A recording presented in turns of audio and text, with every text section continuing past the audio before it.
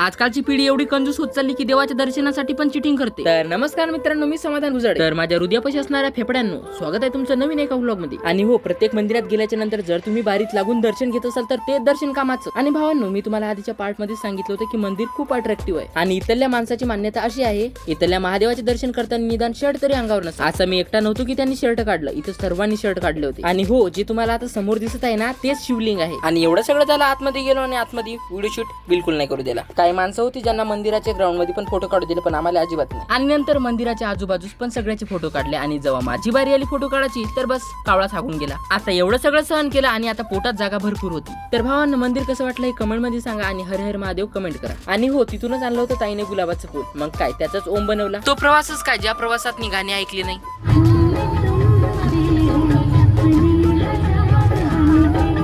माझ्या स्वप्नातली परी कुठे हरवली का माहित, पण तरी पण तिला इमॅजिन करून हसत आहोत। आणि नंतर अजून एका देवाच्या दर्शनासाठी आम्ही निघलो, पण तिथे गेल्याच्या नंतर माझ्यासोबत असं काही घडलं ज्याची मी कधीच अपेक्षा केली नव्हती। माझ्या मोबाईलची बॅटरी लय स्लो होती आणि जिथं आम्ही खाल्लं ना तिथेच पहिले चार्ज केला। आणि हो, खाणं पिणं झाल्याच्या नंतर आम्ही निघलो शिर्डीला। आणि शिर्डीला पोहोचतात माझ्यासोबत असं काही घडलं ज्याचा मी स्वप्नातही विचार केला नव्हता।